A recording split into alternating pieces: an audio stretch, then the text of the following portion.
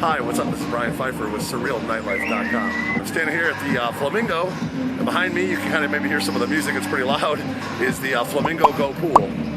Now, I haven't been doing a lot of work with the Flamingo Go Pool since COVID, since they kind of made it into more like a hotel pool, but it's actually still pretty good, okay? Just so you guys know, there's no guest list right now, there's no tickets, you just walk up and just show your ID and you pass a little security check and you get in, and they hand you a towel and you're good to go. That's how easy it is to get into the Flamingo Go Pool. They're not going to have any big DJs here, they're not going to use VIPos pretty much and promoters right now. They're just operating as a hotel pool, but they do have like a stage and a DJ, but not really any live performance, just their DJ kind of on the mic and stuff. You might hear them in the background here. You know, that's kind of how it goes. So very easy to get into, guys. Kind of like, you know, kind of a B-list type of pool in Las Vegas. You're not going to have a big artist, big performers, but, you know, it's a good party. If you don't have a high budget, you just want to go hang out by the pool, there's a little bit of action here, a little bit of DJ. You can hear him on the mic in the background, you know, kind of hyping up the crowd a little bit. So it's pretty good. I'm here on a Friday.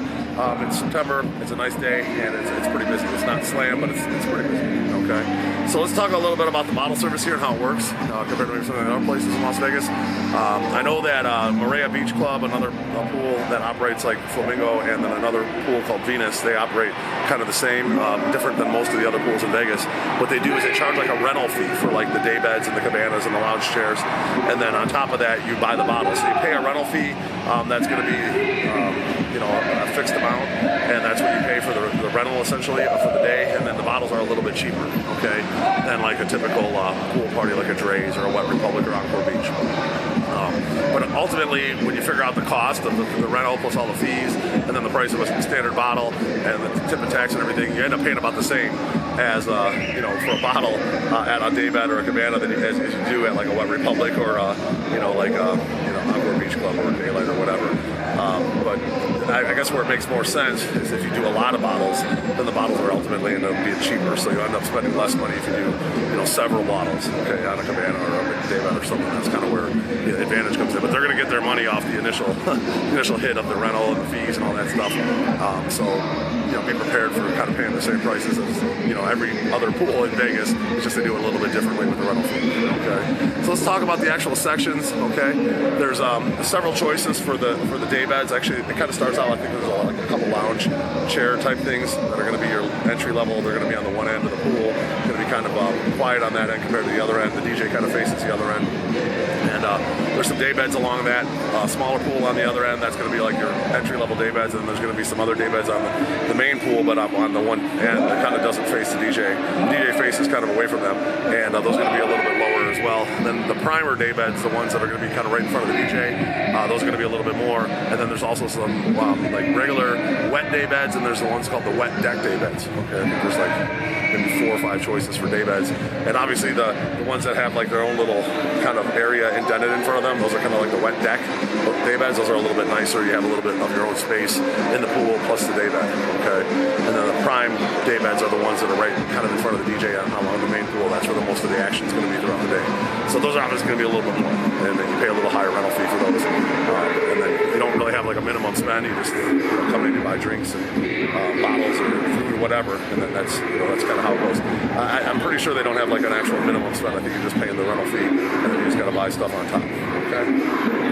Now the cabanas, they have some that are, when you first walk in to the right, those are going to be like your regular type cabanas, and then the ones just to the right of the DJ, there's a couple that are kind of far dented back. Those are kind of considered regular cabanas. Then the prime ones are going to be the ones that are closer to the pool along the whole back side where most of the action is. Those are going to be your higher dollar amount cabanas. I think they call them like the prime cabanas or the deluxe cabanas.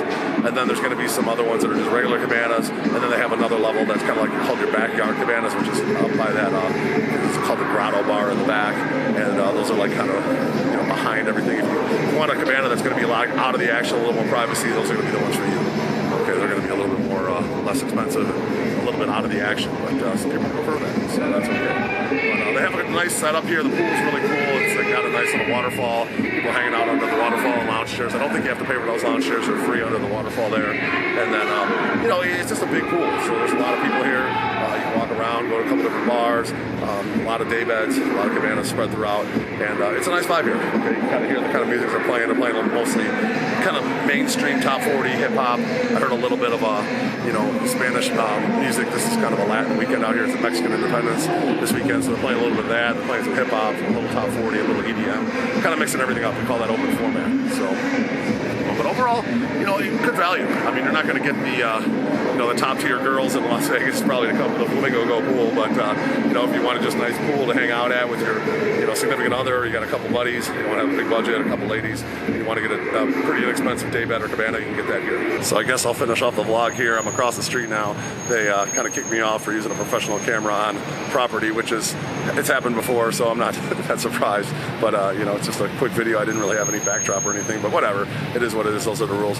So we'll see if the Flamingo Pool actually ends up bringing in like hosts and promoters and whatnot. I'm obviously going to make an effort to try to work with them on 2023.